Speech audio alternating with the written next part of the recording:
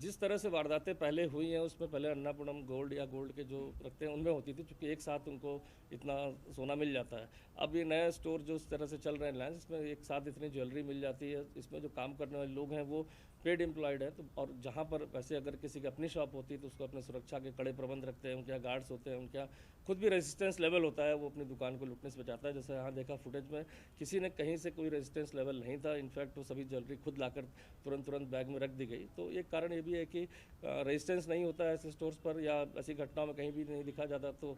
और एक साथ इतना गोल्ड मिल जाता है तो नेचुरल सी बात है, टारगेट बन जाते हैं।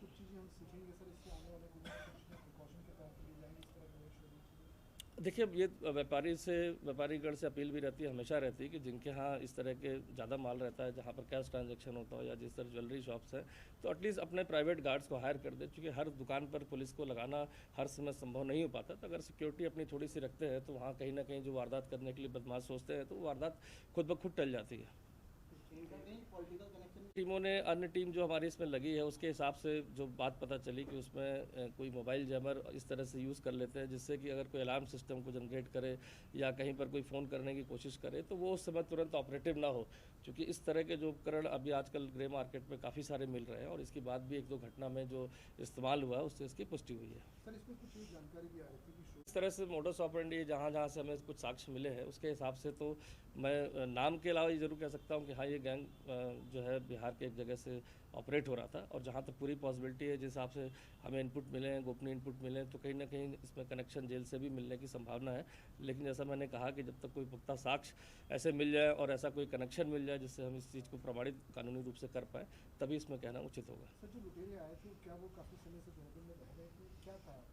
निकल के आ रही तो कहीं ना कहीं ऐसा लगता है कि गैंग के सदस्य जिस हिसाब से लगातार घटना करते हैं और अपने गांव में या अपने गांव के आसपास के इलाकों में छुप जाते हैं, तो कहीं ना कहीं मुझे लगता है इनका भी अच्छा खुफिया तंत्र या नेटवर्क कहेंगे जिस कारण से ये पकड़े नहीं जाते हैं। तो इस बारे में भी एंगल पर भी हम देख रहे हैं कि कहीं इनको किसी तरह का कोई संरक्षण न प्राप्त हो। लेकिन सभी चीज़ें बताना तभी उपयुक्त रहेगा क्लियरली जब तक हम अभियुक्त आ जाते हैं एक बार हमारी गिरफ्त में, तो नेचुरल सी बात है, पूछताछ में बहुत सारी चीज़ें, बहुत सारे सवालों के जवाब मिल जाएंगे।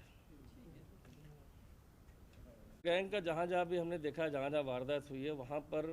कम से कम 1 से 2 महीने पहले आके वहाँ पर कोई ना कोई रेकी करने के बाद रुक जाता है, और इसके बाद पूरे शहर की रेकी चार्ट बनाना सब करना, इसके बाद ही गैंग इसमें अन्य सदस्य आते हैं और वो उस घटना को तभी अंजाम देते हैं। यहाँ भी जैसे प्राइमरी जो हमारे पास प्रारंभिक इनपुट मिले हैं उसके आधार पर 1 से सवा महीने यहाँ पर एक व्यक्ति के रुकने की भी पुष्टि हो पाई है। तो इस तरह से भी कहा जाए कि जिस तरह की घटनाएं अभी अन्य प्रांतों में हुई हैं, खासकर वेस्ट बंगाल, महाराष्ट्र, एमपी में बड़ी बड़ी घटनाएं जो हुई हैं, उसको देखते हुए एक मोडस ऑपरेंडी लगता है कि कहीं ना कहीं जेल से ही ऑपरेशन चलाया जाता है, जिसमें व्हाट्सएप या वाइब कॉल के माध्यम चलता है। लेकिन चूंकि अभी कोई ऐसे पुख्ता सबूत हमारे पास डायरेक्टली नहीं है जिसमें हम कोई चीज़ करेक्ट कर पाए, लेकिन जब हम अभियुक्त गिरफ्तार होंगे तो नेचुरल सी बात है, पूछताछ में या अन्य साक्ष्यों के आधार पर जरूर हम जेल की तह तक अंदर तक जा पाएंगे। प्रिंस कुमार और विक्रम है, दो लोग हैं जो यहाँ की घटना में मेन रूप जिन्होंने रोल अदा किया। साथ ही साथ ये अभियुक्त वैशाली से चले थे, यमुनानगर में भी एक गैंग का एक दूसरे 5 लड़के वहाँ भी आए लूट करने के लिए, जिसमें से एक पकड़ा गया। तो इस तरह ये गैंग अलग अलग डिवाइड हुआ, लेकिन सारे लॉजिस्टिक, सारी व्यवस्थाएं, गाड़ी की और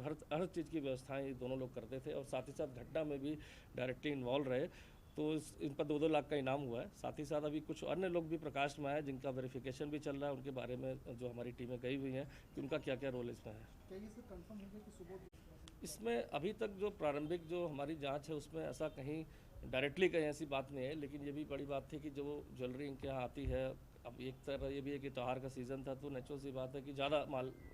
स्टोर्स पर रहता है, लेकिन अमूमन इनके पास 14-15 करोड़ के करीब माल रहता है। और उस समय चूँकि त्यौहार का फेस्टिव सीज़न था तो 7 तारीख को एक्स्ट्रा और भी माल करीब इनके पास आया था। तो एक संभावना ये भी है, लेकिन जो उसको सप्लाई चेन है, जो उसकी करने वाली है, सभी से हमने जानकारी करी है। और लेकिन जिस हिसाब से गैंग रेकी करता है, जो दुकान सेलेक्ट करता है, वो दुकान हर जगह उसी तरह पाएगी कि मेन रोड की दुकान को नहीं करते हैं, फर्स्ट फ्लोर पर होनी चाहिए, शीशे नहीं लगे होने चाहिए। क्योंकि रिलायंस का 2 स्टोर है यहाँ पर, एक वसंत विहार में भी है, लेकिन वो मेन रोड पर उस पर शीशे ओपन दिखाई देता है, इसलिए उस चीज़ को उन्होंने सेलेक्ट न करते हुए इस शॉप को सिलेक्ट किया था। रिलायंस को ही टारगेट? जो घटना रॉबरी की हुई थी, इसमें ऑलमोस्ट हमारी टीम ने जो है विभिन्न स्थानों पर ऐसी जो घटनाएं हुई थी उसके आधार पर हमारी जो सीसीटीवी फुटेज या जानकारी पुलिस को मिली थी उसके आधार पर हमने एक गैंग जो है चिन्हित किया था और गैंग के